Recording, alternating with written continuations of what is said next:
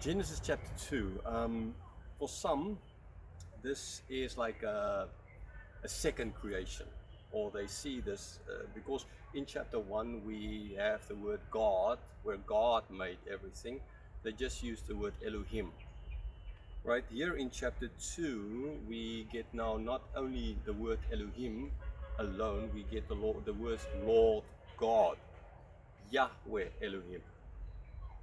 Okay, and so now because of that, Bible scholars say those that push the different schools of thought, the Elohim school, the Yahweh school.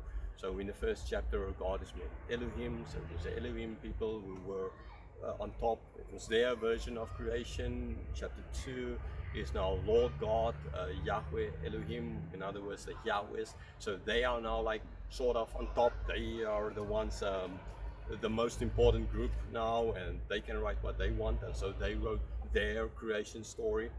So as if you get two different creation stories here, and they say there's contradictions between what is written in chapter 1 and what is written in chapter 2.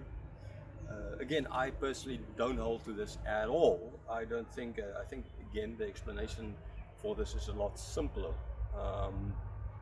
And I like to compare it to, say, for example, if you look on a map of all the restaurants, right? So if you look at of a map in this area where I'm at the moment, there's not a lot of restaurants around here.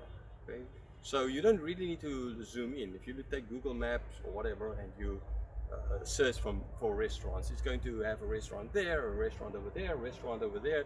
They're all separate, all far apart from each other. You can click on each one, you can sort of see what they sell. But if you're going to look for restaurants downtown, about 20 kilometers from here, they're going to be all on top of each other. Right? So in other words, for you to find one, or to just be able to discern between them, you need to zoom in. Okay, that is what you do in a map to find a restaurant in a place where there are lots of restaurants.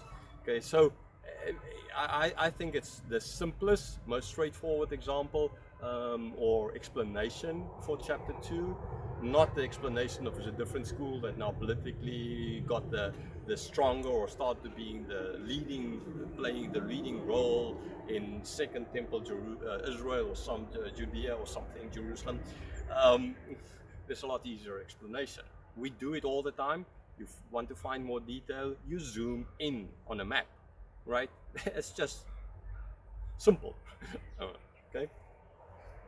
So, and this is what I think what is happening here. So basically how I see chapter 2, it is day 6. But this is now that a lot happened on day 6. Okay, so it is a zooming in on what happened on day 6. Like God, if you put on a screen like here, you put your fingers apart and you zoom in, okay, to see. Now, it makes as well sense in the fact of how chapter 1 ends with the creation of man. So already, if you go and listen to on chapter 1, you find that I put chapter 2 verse 1 to 3 there as well. That's why we're not studying it here, because it's part of chapter 1 actually. You'll find that it leads up to the creation of man. Then there is the Sabbath. So it's man, Sabbath, man. So the Sabbath forms like the what it is all about. I explained that the Sabbath is about God. So the creation, the pinnacle of creation is not man's creation. It is God making the Sabbath, the rest day. That is the pinnacle of it.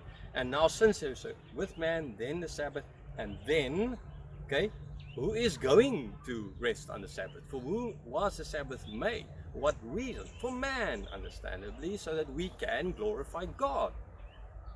Okay, so then therefore in chapter 2, the rest from verse 4 to the end, we get this showing, clear indication or a more detailed explanation of how God made